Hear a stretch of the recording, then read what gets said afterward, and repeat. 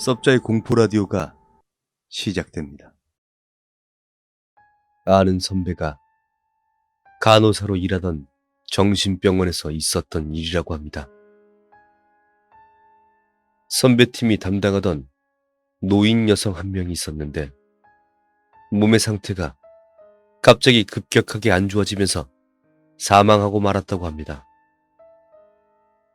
정신병원에 있었지만 평소에 사교적으로도 밝았고 간호사나 주변 환자들과 사이도 좋았고 충분히 정상적인 대화가 가능했던 노인이라 왜 이 정신병원에 오래 있었는지 모르겠다라고 말하는 간호사가 있을 정도였다고 합니다.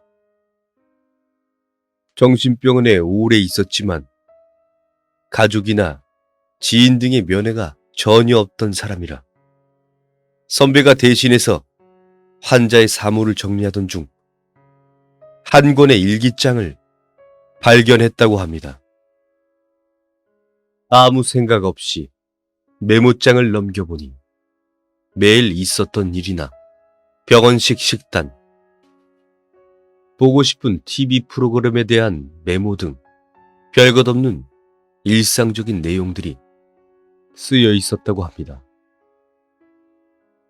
오늘은 간호사님과 산책을 나갔다.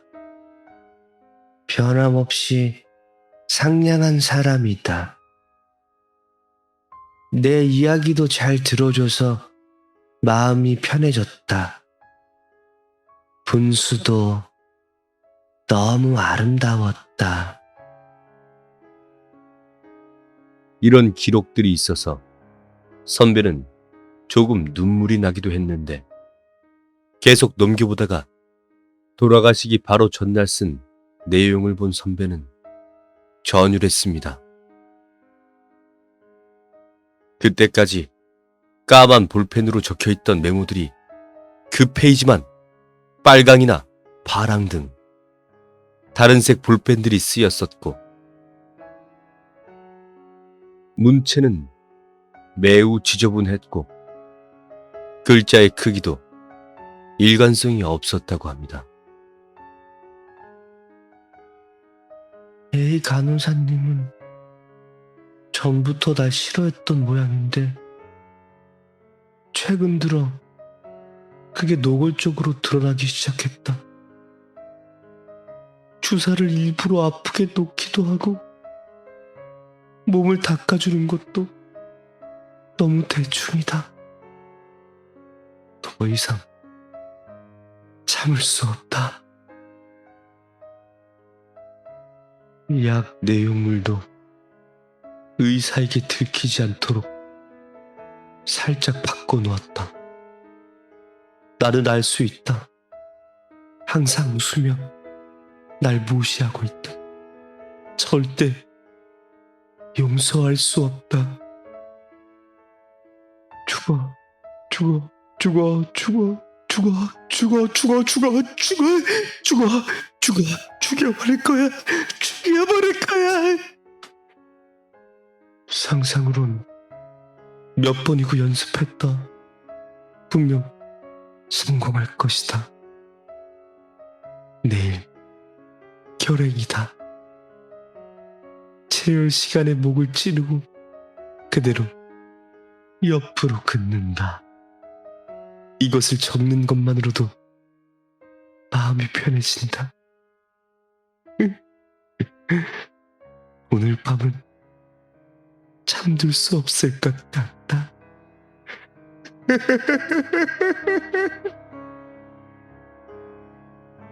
선배는 같은 병실에 있는 동료나 환자들에게 본인이 본 메모장으로 인해 동요를 감추느라 그 이후 어떤 행동을 했는지 기억이 나지 않는다고 했습니다. 메모장은 곧바로 쓰레기통에 버렸다고 합니다. 그리고 침대 교환을 하던 중 동료가 침대와 벽 사이 시각에서 가위를 발견했다는데 다들 특별히 신경 쓰지 않는 눈치였다고 말했습니다. 단 선배를 제외하고는 말이죠. 선배는 그 후 진심으로 퇴직을 고민했는데 결국에는 다른 병원으로 전근을 결심했다고 합니다. 적어도 이 병실에는 두 번 다시 들어오고 싶지 않았던 선배는 건강 문제를 핑계로 전근을 요청하여 병동 업무에서도 빠졌다고 합니다. 당연한 말이지만 선배는 평소에 남에게 못되게 군 적이 단 한 번도 없었는데 오히려 환자가 자신에게 마음을 열어줬다고 그렇게까지 생각했었다고 합니다. 본인이 실수한 것이 있나 다시 곰곰이 생각해봤지만 원망살 짓은 아무리 생각해도 한 적이 없었다고 했습니다. 그리고 선배는 지금 다시 생각해봐도 전신의 털이 쭈뼛 서는 것 같아 라고 말했는데 특히 그 일기장에서의 마지막 말이 내가 만약 그 간호사를 죽이기 전에 죽는다면 그것과의 거래 때문이겠지. 그때는 이 병원을 절대 가만두지 않을 거야. 특히 나를 이곳에 가둔 놈들까지 꼭 갈기갈기 찢어버리겠다.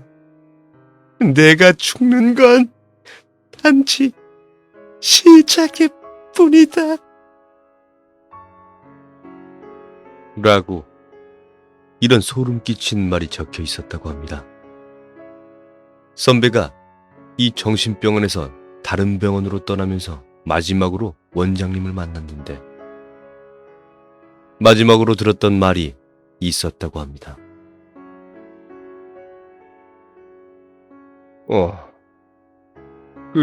전에 죽은 그 노인 그동안 꽤 봐왔었지. 사실 그 환자 가족들도 있어.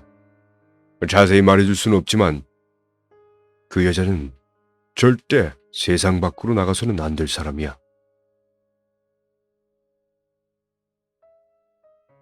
그 노인 가족들한테도 내가 얼마 전에 사망했다고 연락하니까 오히려 아주 안심하더라고.